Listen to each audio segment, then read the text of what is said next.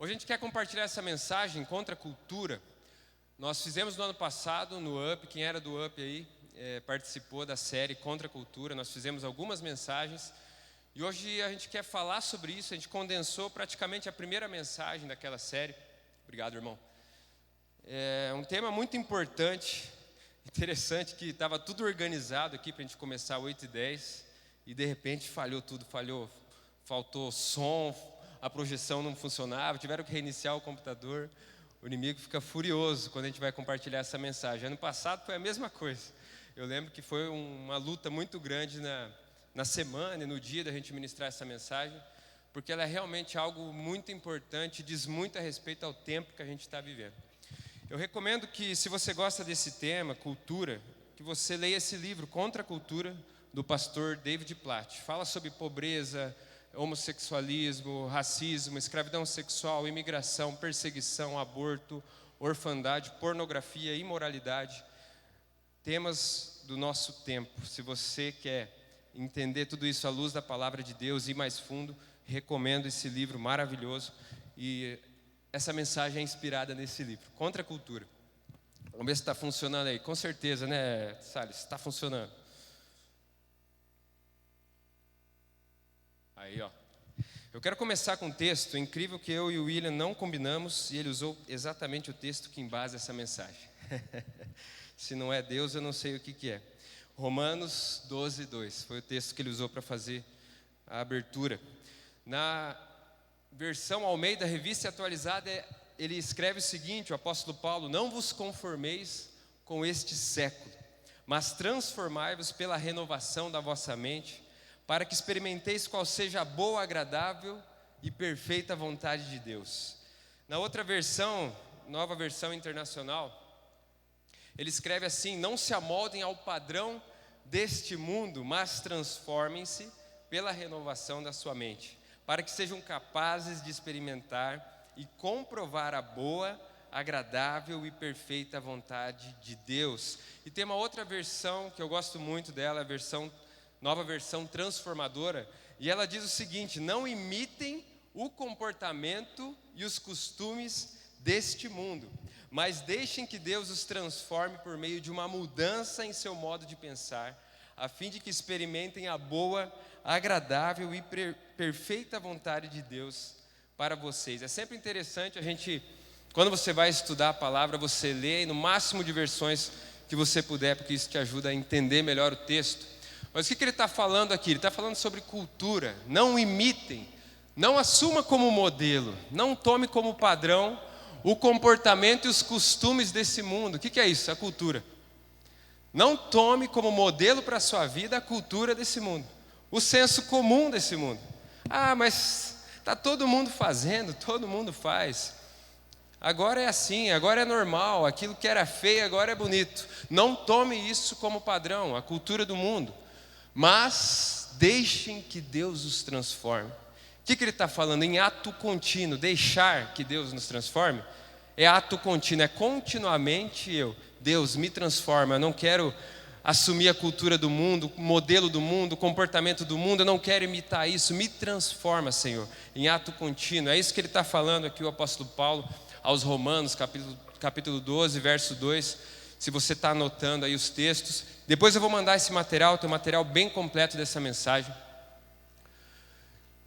Jesus disse que o reino dele não é desse mundo. Meu reino não é desse mundo, disse Jesus lá em João 18:36. Então, se esse mundo tem um reino e nesse mundo existe uma cultura, Jesus tem outro reino, o reino dos céus, e nesse reino existe uma outra cultura. E você cantou aí agora há pouco: eu não sou daqui. Nós não somos daqui. Nós somos forasteiros, somos peregrinos, somos imigrantes aqui nessa terra. O imigrante, ele tem um outro sotaque, não é verdade? Você encontra um imigrante venezuelano aqui na cidade, você rapidamente identifica que não é daqui. Ele tem um outro sotaque, um outro jeito de falar. O imigrante, ele tem outro jeito de outra cultura. E nós não temos a cultura do mundo, a nossa cultura é a cultura dos céus. Nós vivemos a cultura do reino de Deus. Nós devemos imitar a cultura de Jesus. E qual que é a cultura de Jesus? Ele disse o seguinte: se alguém quiser ser meu seguidor, negue a si mesmo, tome diariamente a sua cruz e siga-me. O que ele estava dizendo? Se alguém quer viver na minha cultura, se alguém quer viver do meu jeito, se alguém olha para mim e fala, eu quero ser como Jesus, eu quero viver a cultura do céu, eu quero viver a cultura do reino de Deus, negue-se a si mesmo. Isso é contra a cultura do mundo. Negar a si mesmo é totalmente contra a cultura do mundo, contra a cultura. Enquanto o mundo diz para você, viva as suas paixões mais intensas, se entregue a seus desejos mais profundos, viva todas as suas vontades. Enquanto o mundo te diz como se apropriar mais, como extrair mais da vida, como desfrutar mais, como me colocar mais numa plataforma, como aparecer mais, Cristo diz: negue-se. Negue-se a si mesmo, faça morrer o seu eu, faça morrer o seu ego, faça morrer a sua vontade, os seus desejos, o seu orgulho. Negue-se. É totalmente o contrário da cultura desse mundo. E o nosso chamado lá em Mateus 28:19, que é a grande comissão, esse é o chamado para cada um de nós que é cristão, essa é a grande comissão, o grande comissionamento é: ide por todo mundo, vão, ide, e façam discípulos de todas as nações, batizando-os em nome do Pai, do Filho e do Espírito Santo. O que é isso, senão batizar as pessoas na cultura do reino de Deus? Batizar as pessoas nos valores, na cultura, nas práticas, no comportamento do reino de Deus, em nome do Pai, do Filho e do Espírito Santo.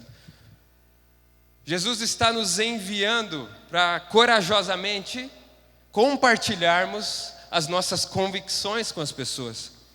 Compartilhar as minhas convicções com coragem, com firmeza, com uma mentalidade livre de orgulho, de arrogância e movido por íntima compaixão. Esse é o nosso chamado.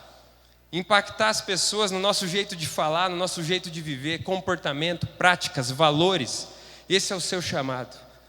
Transformar o nosso mundo, trazendo a cultura dos céus.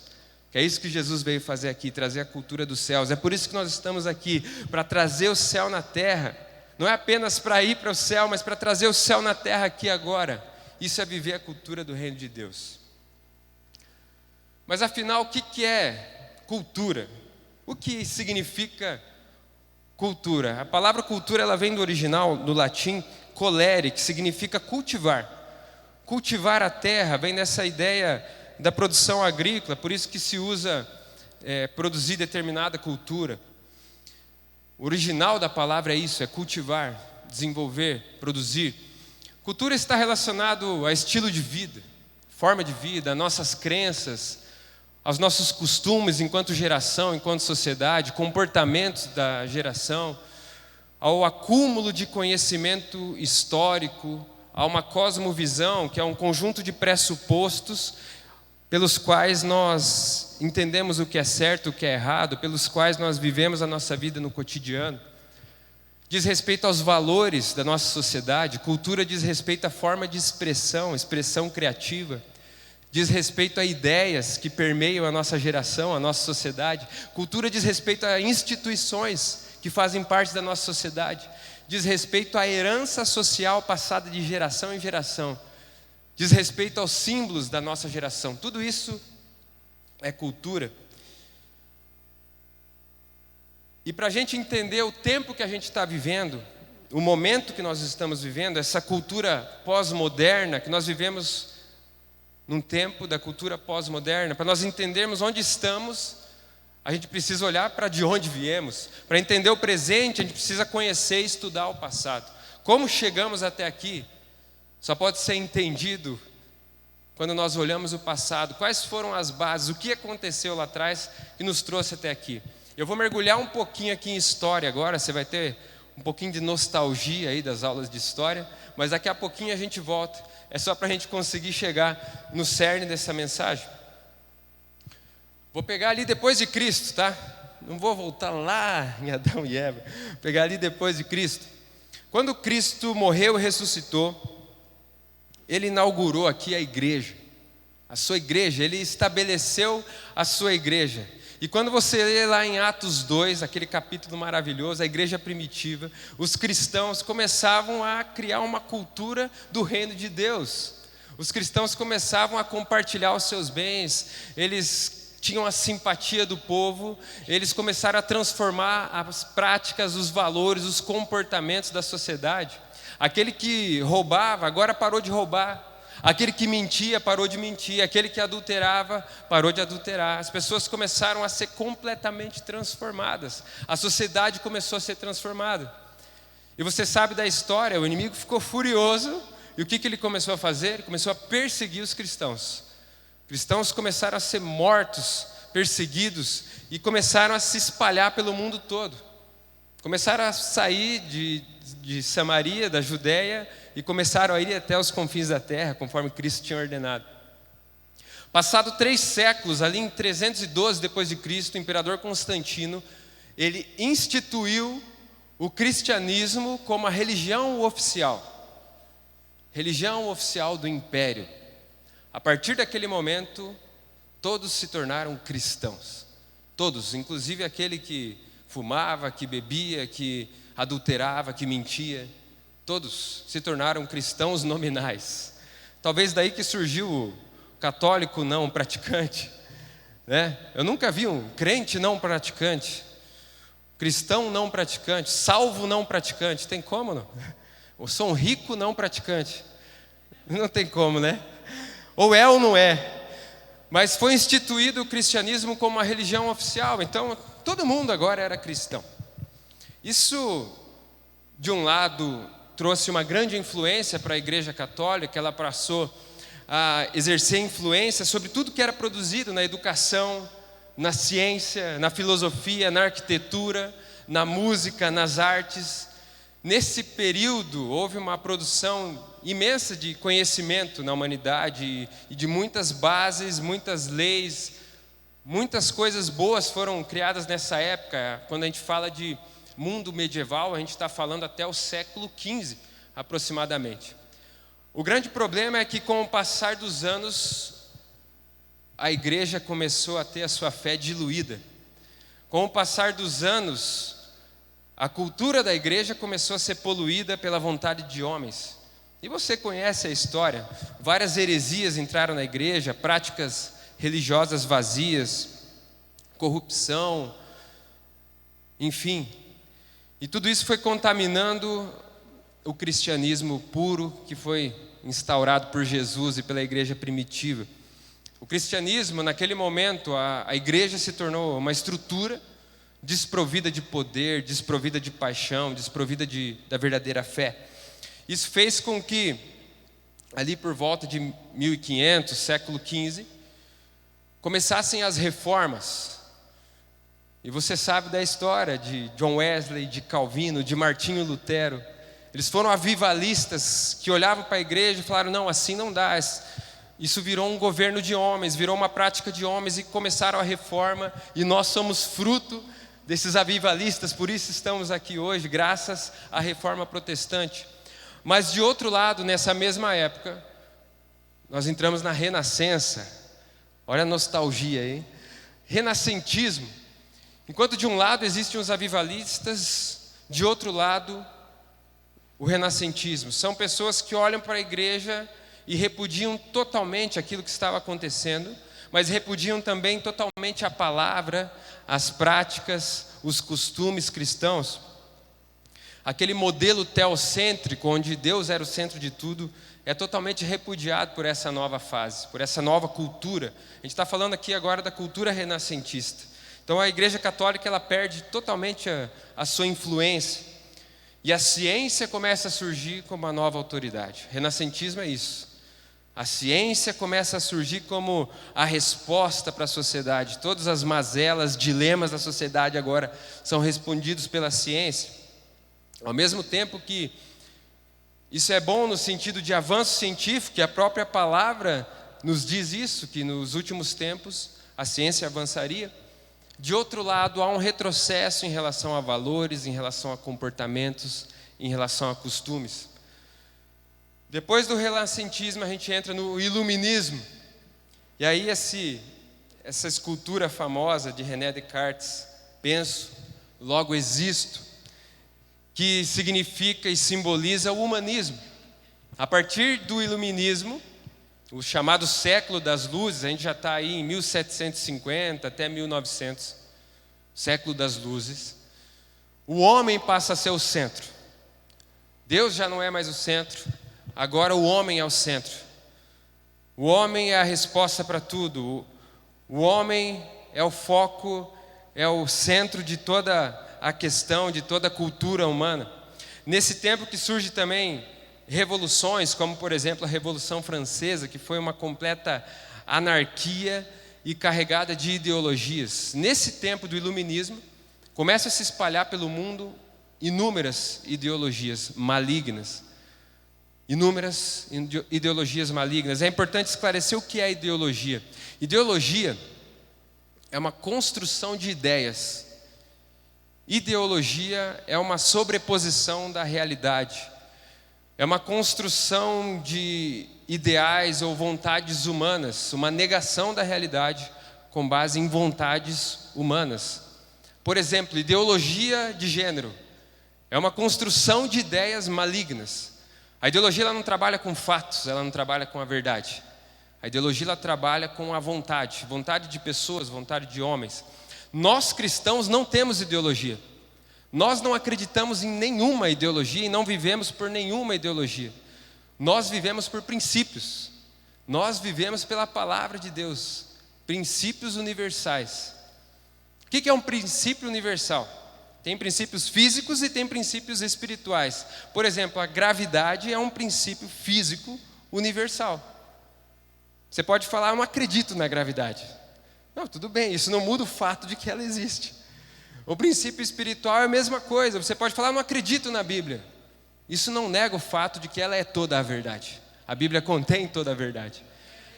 Por exemplo, a gravidade. A pessoa que vai desafiar a gravidade, o que vai acontecer com ela? Eu vou pular daquele prédio, eu vou desafiar a gravidade porque eu não acredito. Ela vai se arrebentar no chão.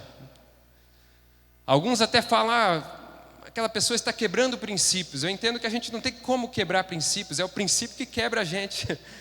Você pode desobedecer, negligenciar um princípio, mas na verdade quem vai se quebrar é você.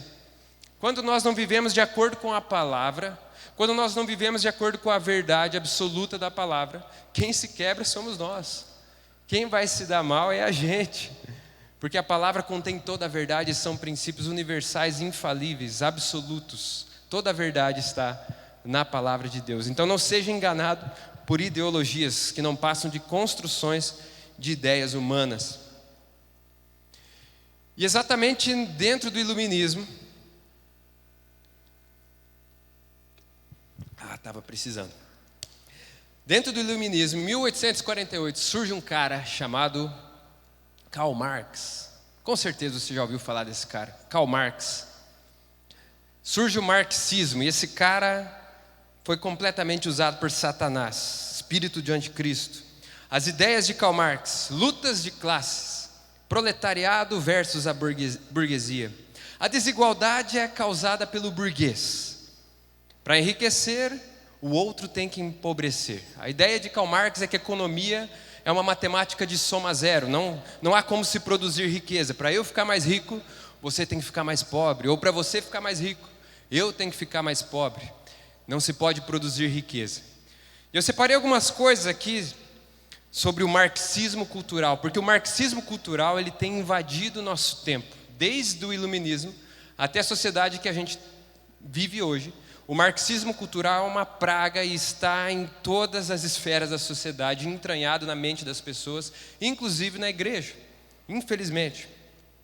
Lá no Manifesto Comunista, do capítulo 2 de Karl Marx, você pode ir lá, pode ler isso, essa porcaria, está escrito lá o seguinte: a abolição da família. Sim, a ideia dele era a abolição da família. Ele disse que a família é um produto da burguesia. Família é um produto da burguesia. A abolição da individualidade. O burguês deve ser eliminado. A abolição de verdades eternas. Do que ele está falando aqui? Da palavra de Deus, verdades eternas, verdades absolutas. Karl Marx abominava isso. Ele entende que elas são imposições da classe dominante. Ele queria abolir o cristianismo, claramente. Destruir as nações. Na visão de Karl Marx, os operários não têm pátria. Eles devem apenas se unir para combater os burgueses. A iniciativa privada é a causa de todos os problemas humanos. Isso que pensava esse cidadão. Destruir o passado. Ele dizia que na sociedade burguesa, o passado domina o presente. Já na sociedade comunista, o presente domina o passado. Não há passado, não tem história. Queimem tudo, rasguem tudo. Expropriação da propriedade sobre a terra e aplicação de toda a renda para o Estado. Parece alguma coisa que acontece hoje por aí. Abolição de todos os direitos de herança. Imagina, totalmente antibíblico, não ter direito de herança. Deus é um Deus geracional, herança é algo geracional. Quando você transmite herança, isso gera em você um senso de transmissão de valor, de continuidade, de princípios. Quando Karl Marx coloca a ideia maligna de acabar com a herança, não há mais motivo de investir na próxima geração. Ele coloca também centralização dos meios de comunicação nas mãos do Estado. Qualquer semelhança com os dias de hoje não é mera coincidência. É o Estado que vai dizer o que é fake news, o que não é, o que deve ou não deve ser censurado. A intenção de Karl Marx era deixar todo mundo igual. Veja que bonito, todos iguais, somos todos iguais, igualdade, equidade, todo mundo igual, todo mundo pobre, miserável. Essa era a grande pregação dele. Todo mundo dominado, controlado pelo Estado. Aniquilamento total do seu livre-arbítrio. Um aniquilamento total da nossa liberdade de escolha, de empreender, de produzir. Toda voz que se levanta contra essa pauta cultural marxista no nosso tempo, ela é imediatamente repudiada como retrógrada, como reacionária, como fascista e todos esses nomes que a gente escuta por aí.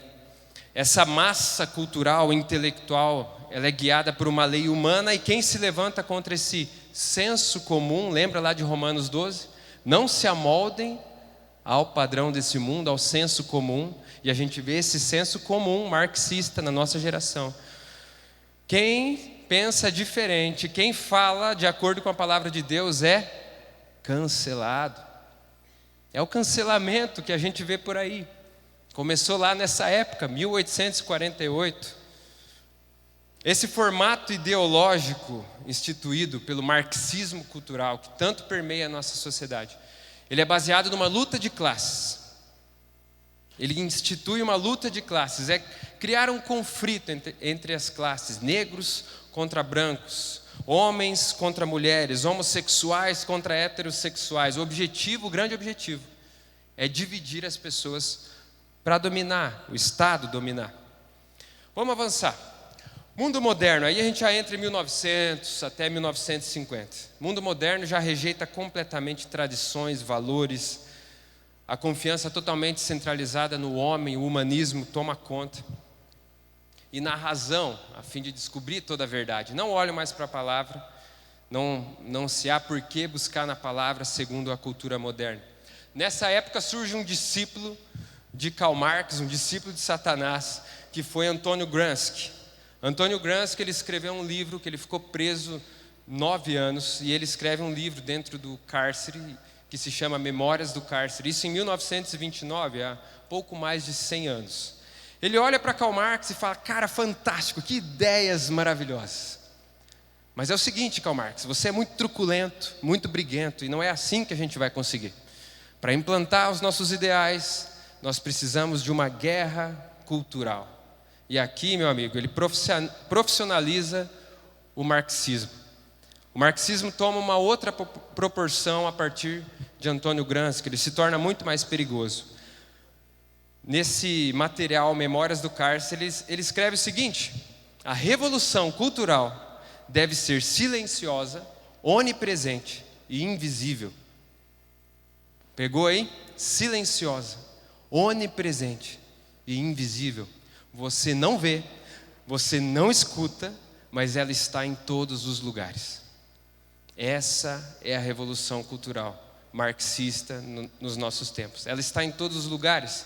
O que ele coloca lá no livro dele? O domínio psicológico das massas, que é o senso comum. Fazer com que você siga numa determinada direção sem perceber. Sem perceber, a gente está pensando de maneira marxista. Está pensando da maneira que o inimigo quer que a gente pense, contaminado por essa cultura mundana. Por exemplo, já ouvi alguns cristãos falando: eu sou contra o aborto, mas em alguns casos eu até admito, eu até aceito. É uma mentalidade contaminada pelo marxismo. Se você é cristão, você é contra o aborto, e ponto final. O cristão é pró-vida, é a favor da vida. O cristão é a favor da vida. Se nós somos de Jesus, nós somos a favor da vida. Outro princípio que ele coloca: a agressão molecular. Olha só, doses homeopáticas, lentamente, pouco a pouco. O que ele quer dizer? A revolução cultural tem que ser vagarosamente, com doses homeopáticas. E as armas não são armas físicas, são culturais, entretenimento, música, documentários, etc. E é isso que a gente percebe quando você liga o Netflix, quando você aluga um filme, quando você vai fazer qualquer coisa no seu tempo livre, você vai ver em algum momento a dose homeopática que Antônio Gramsci estabeleceu lá na sua metodologia. A agressão molecular, vagarosamente. Você assiste um filme, não tem nada a ver, o filme é uma maravilha. De repente, do nada, tem lá, ideologia de gênero, uma cena. Quem já presenciou isso aí? Do nada tem um desenho. Você põe o desenho para meus filhos, eu tenho que filtrar exatamente o que ele vai assistir, porque no meio do desenho, do nada, aparece lá ideologia de gênero, qualquer pauta dessas pautas aí, dessa cultura que a gente está vivendo. Doses homeopáticas, isso não é por acaso, é uma metodologia que foi criada já há muitos anos atrás. A estratégia de Antônio Gramsci é a revolução cultural por ocupação dos espaços. Não é pela força física, como Karl Marx pensava, mas pelo poder intelectual, as ideias, a propaganda, mensagens sutis, uma coisinha num filme, uma coisinha numa música, uma coisinha num desenho. Isso vai penetrando no meio cultural, na mente das pessoas, até que aquilo se torna senso comum. Aquilo se torna o comportamento padrão, a prática. Não se amoldem ao padrão desse mundo. Essa agenda hoje, ela é implementada pelo progressismo. O progressismo é o agente hoje no mundo que implanta essa agenda marxista, em nome de justiça social, mas seguindo essas instruções marxistas. O progressismo se usa de minorias. Na prática é isso, o progressismo ele se apoia de minorias homossexuais, comunidade LGBT, negros, índios, feministas, pessoas com deficiência, são utilizadas, são usadas pelo progressismo. Mas o grande objetivo do progressismo, de Antônio Gramsci, de Karl Marx, é destruir a família. O grande objetivo, não se engane, de qualquer ideologia, é destruir a família e acabar com o cristianismo. Quando você começa a estudar, isso fica muito nítido, muito claro. Depois a gente chega no nosso tempo, que a gente vive hoje, pós-modernismo. Aqui o negócio descambou de vez. Depois de 1950... a gente inicia essa fase cultural chamada pós-modernismo. No pós-modernismo já não existe mais um padrão, agora é a pluralidade. Não tem mais um padrão, um modelo. A partir do pós-modernismo surge também o feminismo, com Simone de Beauvoir, que é a discípula também de Antônio Gramsci, discípula de Karl Marx, com uma ideologia totalmente contrária à palavra de Deus. Aversão total a tudo que é tradicional, a tudo que é religioso. Nessa nossa era surge um homem também chamado Saul Alinsky. Em 1971 ele escreve um livro, Regras para Radicais. Isso vai estar lá no material que eu vou te mandar. Ele faz uma dedicatória para Satanás no livro dele. Só para você ter uma ideia no nível do cara. E esse cidadão, ele agia nas sombras. Saul Alinsky. Ele influenciou muitos estadistas, governantes da nossa geração. principalmente do Ocidente, quando a gente fala de América. Muitos estadistas da América foram influenciados por Saul Alinsky. E olha as ideias desse cara. Ele profissionaliza ainda mais aquilo que Antônio Gramsci já tinha feito. Ele coloca no livro dele o uso da linguagem para enganar. Ele ensina como enganar as pessoas através da linguagem, ensina isso para governantes. Um dos seus princípios fundamentais é a mentira. Por exemplo, ele coloca lá, ao invés de dizer liberação ao aborto, fale direito reprodutivo da mulher. Fica muito mais bonito, muito mais palatável, as pessoas vão receber muito melhor. E a agenda vai ser implementada. Ele coloca também que o ridículo é a arma mais poderosa. É quase impossível contra-atacar a humilhação causada pelo ridículo. Por exemplo, se você não concorda com o que eu estou falando, com o jeito que eu vivo, você é um qualquer coisa fóbico. É ridículo. Você é um fascista, você é um maluco, você é um genocida. Eu te ridicularizo e pronto. Você sai fora da discussão pública. Ninguém mais ouve você. Você é um ridículo. É isso que Saul Alinsky ensina e encontra maneiras de tornar isso senso comum. É isso que a gente vê acontecendo na nossa época. Eu poderia falar ainda de muita coisa aqui, escola de Frankfurt, da Revolução Francesa, que trouxe muita coisa ruim. Mas não é o foco. O objetivo era trazer um pouquinho de história para a gente entender, e é importante a gente conhecer a história da nossa sociedade, conhecer a história da igreja, para a gente não ser massa de manobra. Não seja massa de manobra, não seja levado pelo senso comum. Se aprofunde, entenda, busque entender o tempo que a gente está vivendo. E para nós entendermos que as coisas que estão acontecendo não simplesmente eclodiram, surgiram do nada. Existe uma mente diabólica ao passar da história, pensando e construindo tudo isso, para que a gente chegasse onde nós estamos hoje, nesse nível tão baixo moral que nós estamos hoje.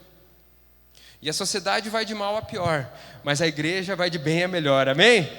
Amém, a igreja não para, nada pode parar a igreja do Senhor. Agora sim, eu quero falar sobre o contraste, depois dessa breve introdução. Estou brincando, tá? Fica tranquilo. Essa breve introdução. O contraste entre a cultura do mundo e a cultura do reino. Eu vou ser bem rápido, eu prometo para você. Primeira coisa é o relativismo. Cultura do mundo é a cultura do relativismo. Mas a cultura do reino é a cultura da verdade. O que é o relativismo? O relativismo é o seguinte, não tem mais verdade, né? A verdade é relativa. Você tem a tua verdade, eu tenho a minha verdade, e está tudo bem. Né? Cada um tem a sua verdade. Esse é o relativismo, é isso que a gente escuta por aqui. O relativista, ele bate no peito e fala, olha, verdades absolutas não existem. Mas isso é contraditório. Na própria frase, você pergunta, é verdade, não existe? Absolutos não existem, você tem certeza? Ele vai te falar, tenho. Então existem. Se você tem certeza de alguma coisa, é porque absolutos existem. Essa é uma frase contraditória em si mesma. Então, na verdade, o relativista, ele diz que verdades não existem, mas ele mesmo não tem certeza.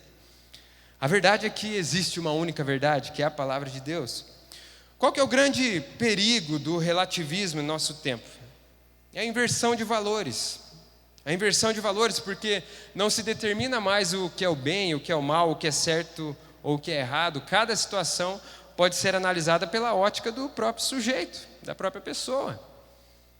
Por exemplo, roubou um celular, está com fome, é para comer, né? Roubou, mas é só um celular. Roubou, mas é uma vítima da sociedade. Aí você começa a ver a agenda progressista e leis sendo instituídas com base nessa visão marxista. Por exemplo, na Califórnia, eu falei isso no ano passado também, quando a gente trouxe essa mensagem. Na Califórnia existe uma lei que roubos, furtos até $950, furtos até $950, não são considerados crimes. Não são considerados crimes. No máximo, o policial vai chegar lá, uma contravenção, que eles chamam. Que coisa feia que você fez.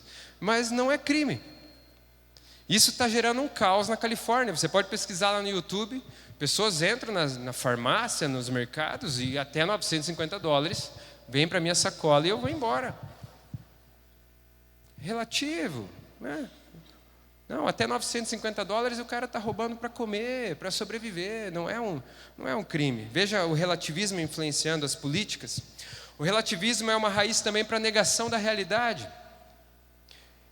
Ele diz que não existe uma única verdade. Então, veja, isso abre flanco para que, se eu resolver ser uma árvore aqui, eu sou uma árvore. Se eu entender que 2 mais 2 é 4, 2 mais 2 é 5, perdão, 2 mais 2 é 4, é óbvio, né? Se eu entender que 2 mais 2 é 5, você não pode discordar de mim. Ana, agora 2 mais 2 é 5. Eu me juntei com a Ana, com a Dani aqui, ó. Nós somos do grupo 2 mais 2 é 5, ok? Se vocês não concordarem, vocês são qualquer coisa fóbico aí. Vocês são uns fascistas. Nós aqui, 2 mais 2 é 5. É isso que o relativismo faz. Ele nega a realidade. Ele nega as coisas como de fato elas são. Isso mexe, hein? Isso mexe. No relativismo não há trilho, ele não olha para a palavra como trilho, ele não tem base. É o grande perigo. Veja, no momento em que a sociedade destitui a palavra como a base, como a verdade, para onde a gente vai olhar? Quem vai dizer o que é certo ou errado? Quem vai dizer qual é o padrão de conduta? Quem vai dizer o que é o bem ou o que é o mal? Veja o perigo disso. A nossa sociedade existe hoje de maneira organizada porque existiu na antiguidade a cultura judaica. A nossa sociedade existe de maneira organizada porque existiu desde a antiguidade a palavra, o cristianismo. Tudo que é de bom veio a partir disso. Pode pesquisar a fundo, que é nessa conclusão que você vai chegar. Quando os pós-modernistas tiram isso, quando os marxistas tiram a base, o esteio, que é a palavra, para onde vamos olhar? Para onde nós vamos olhar, meus amigos? Tudo é relativo. O relativismo também, ele coloca as religiões numa prateleira. Você já deve ter ouvido isso, né? As pessoas às vezes falam, o que importa é você ter uma religião, né? O que importa é você buscar Deus, alguma religião. Não. O que importa é você buscar Jesus, não é qualquer religião, não. Jesus disse, há um só caminho, eu sou o único caminho, a verdade e a vida. Existe uma única verdade, meus amigos. Em João 14,6, Jesus disse, eu sou o caminho, eu sou a verdade, eu sou a vida, ninguém vem ao Pai a não ser por mim. Não é qualquer caminho que leva para Deus, não é qualquer religião que leva para Deus, é só Jesus, é somente nele, por meio dele. Em João 17 ele disse também, a tua palavra é a verdade, toda a verdade está na palavra de Deus, não tem outro, não existe outro lugar para nós olharmos. Em Efésios 4:4 diz também que há um só corpo, há um só Espírito, como vocês foram chamados para uma só esperança, há um só Senhor, uma só fé, um só batismo, um só Deus e Pai de tudo, o qual está sobre todos, em todos e vive por meio de todos. Mas você é feliz, hein? Você encontrou a verdade está aqui, é a palavra de Deus, há um só Deus, gente. Há um só Deus, há uma só verdade, você é privilegiado. Vamos dar uma salva de palmas para você que está aqui. Glória a Deus. Glória a Deus. Você encontrou a verdade, é a única verdade. Olhe para essa palavra com todo carinho, com toda convicção. Se apegue nela, não seja levado por sofismas, não seja levado por comichões, por conversinha, por ideologias, por marxismo. O marxismo ele está entranhado em todos os lugares. Eu lembro quando eu estudei há 15 anos atrás, na universidade pública, eu fui obrigado a ler um livro de Karl Marx na disciplina de Sociologia, 1 ano, estudando aquela porcaria. O que é isso? É uma lavagem cerebral. Por isso que a gente vê tantos jovens contaminados, hoje a gente nem percebe, a gente está com tendências marxistas. Então peça para Deus te limpar em ato contínuo. Seja transformado pela renovação da sua mente. Não se amolde, não tome por modelo a cultura marxista, o padrão desse mundo. Olhe para a verdade. Qualquer coisa que vier para você, ideologia, feminismo, todas essas porcaria aí, olha para a verdade que você vai encontrar, olha para a palavra que você vai encontrar o que é que Deus está falando, o que é a verdade que vai ser bênção na tua vida. Outro valor da cultura do mundo é a fluidez. Fluidez, pensa em algo líquido, né? Segura nas suas mãos a água, não tem como, ela esvai entre os seus dedos. A fluidez, né, nessa cultura pós-moderna diz respeito às nossas relações. O pós-modernista, ele quer se relacionar, ele quer estar perto, ele quer estar junto, mas ele não quer estar comprometido. Eu estou perto, eu estou junto, nós estamos aqui, temos um laço, mas esse laço é frouxo. O pós-modernista, ele pensa assim, não há aliança, não há compromisso. O casamento na nossa cultura, ele se reduziu a um contrato. A um contrato você quebra, você desfaz, você faz outro. E as pessoas separam 2, 3, 4, 5 vezes, porque se tornou algo fluido, algo ligado a um percevejo no chão. Não existe aliança. Essa é a cultura pós-moderna. Mas a palavra de Deus nos ensina a termos alianças, compromisso. Compromisso no casamento, compromisso na igreja, compromisso com a família, compromisso com a palavra empenhada, fio do bigode. A palavra que eu dei, eu vou cumprir, porque eu falei, não precisa de contrato, não precisa de nada. É a minha palavra empenhada. A gente precisa desse nível de compromisso. É isso que se espera de um cristão, de alguém que busca viver a palavra de Deus. Deus é um Deus de alianças. Quando nós olhamos, por exemplo, para Noé, quando as águas baixaram, Deus foi lá e fez uma aliança com ele, que é o arco-íris. E o arco-íris, ele tem um formato de uma aliança. Eu vi uma foto esses dias do arco-íris completo, ele é um formato de uma aliança, coisa mais linda. Quando Deus faz uma aliança com Davi, diz para ele que a partir da descendência dele viria o Salvador. Quando Jesus vem, ele faz a maior aliança, que é entregar a sua própria vida na cruz. Aliança, entrega, sacrifício. Doa o que doer, a palavra empenhada. Eu vou mantê-la. É isso que a palavra nos ensina, é isso que a Bíblia nos ensina, é isso que a verdade nos ensina. Em Apocalipse 2:10, Jesus diz: seja fiel até a morte, seja fiel, e eu vou te dar a coroa da vida. E por último é a superficialidade. O valor dessa geração, o valor da cultura pós-moderna, também é superficialidade. As pessoas estão extremamente bem informadas, mas são superficiais. As pessoas sabem tudo, mas não sabem nada. As pessoas leem todas as manchetes, mas não leem as matérias. As pessoas vivem de feed do Instagram, de Twitter, de manchetes de jornais, sem buscar profundidade, sem buscar entendimento. E isso faz com que o povo, com que as pessoas se tornem massa de manobra. Numa simples manchete, você se torna uma massa de manobra, sem buscar entender de fato o que aconteceu. A geração Hot Pocket, né? Você vai lá, compra o sanduíche, bota no micro-ondas, o miojo pronto em 3 minutos, só coisa saudável, né? É tudo nessa nossa geração pós-moderna, então a gente se acostumou com isso, coisa rápida, instantânea, lê rapidinho, tá? Estou entendendo nada, não sei nada, sabe de tudo, mas não sabe de nada, não tem raiz, não tem profundidade. O que Cristo nos ensina é desenvolver raízes, profundidade, afirmar na rocha. O que ele escreveu, o que ele disse, lá em Mateus 7:24, quem ouve as minhas palavras e as pratica, é como um homem prudente que construiu a sua casa sobre a rocha.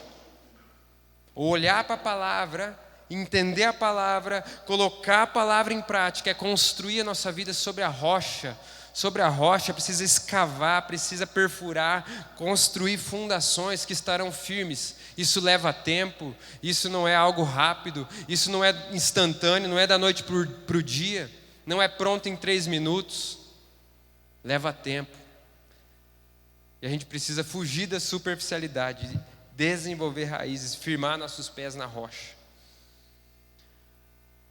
Efésios 6:12 diz: nós não lutamos contra inimigos de carne e sangue, mas contra governantes e autoridades desse mundo invisível, contra grandes poderes desse mundo de trevas, contra espíritos malignos nas esferas celestiais.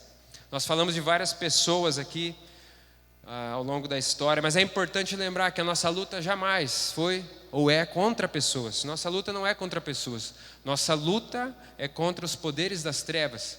Mas o poder das trevas se utiliza de pessoas que fizeram tantas coisas e têm feito tantas coisas ruins ao longo da nossa história. Quero destacar alguns textos aqui, já caminhando para o final, se o pessoal quiser ir subindo aqui. Essa mensagem é um convite para que você se posicione, que os nossos olhos sejam abertos, que os nossos olhos espirituais, que a nossa mente, muitas vezes entenebrecida pela cultura do momento, pelo senso comum, que ela seja liberta, que a sua mente seja liberta e que você se posicione nessa noite. Olha esses textos, preste bem atenção nesses textos. 1 Timóteo 4,12: ninguém o despreze pelo fato de você ser jovem, mas seja um exemplo para os fiéis na palavra, no procedimento, no amor, na fé e na pureza. O que ele está dizendo aqui? Seja exemplo de cultura, seja um exemplo da cultura do céu, jovem. Seja você um exemplo da cultura do céu. Como é que é a cultura do céu? Como é que as pessoas vivem lá de onde você veio? Você não é daqui, você veio do céu. Como é que as pessoas vivem lá? Como é que os anjos vivem lá? Seja um exemplo no amor, na fé, na pureza, na prática, na palavra, no comportamento. Seja exemplo. Atente bem para a sua própria vida e para a doutrina, para a palavra, perseverando nesses deveres, pois fazendo isso você salvará tanto a si mesmo quanto as que o ouvem. Jovem, persevere em buscar a palavra, em entender a palavra. Não seja massa de manobra, não seja superficial, não seja levado por comichão nos ouvidos, por sofismas, ideologias. Persevere na palavra.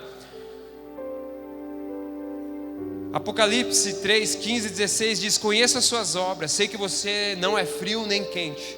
Melhor seria que você fosse frio ou quente. Assim, porque você é morno, nem frio nem quente, estou a ponto de vomitá-lo da minha boca. O que desagrada a Deus é a mornidão.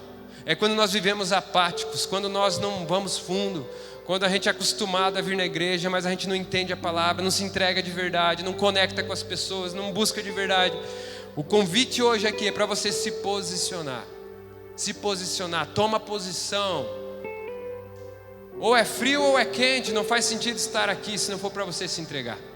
Não faz sentido você vir aqui no Fire, não faz sentido você participar de um GA, não faz sentido você estar aqui todo sábado, se não for para você se entregar de verdade, falar: Deus, aquece meu coração, Deus, acende a chama, Deus, gera fome, gera sede, gera a cultura do reino, transforma a minha mente, Senhor, tira toda essa mentalidade do mundo, Senhor. Eu não quero me amoldar ao padrão desse mundo, eu quero viver a Tua cultura. Renova a minha mente, me transforma, Senhor. Isso é contra a cultura, é você fazer essa oração de rendição, oferecer sua vida como sacrifício vivo, como diz lá Romanos 12:1, se ofereçam como sacrifício vivo, santo e agradável. Isso é contra a cultura, isso é contra a cultura do mundo. Homens e mulheres que mudaram o mundo foram homens e mulheres que viveram completamente contrários à cultura do mundo. Quando você olha lá para Daniel no meio da Babilônia, ele assentou no seu coração não se contaminar com a cultura. Todos os jovens recebiam do manjar do rei. Ele falou: eu não vou comer do manjar. O que quer dizer? Eu não vou me contaminar com essa cultura, eu não vou fazer parte disso.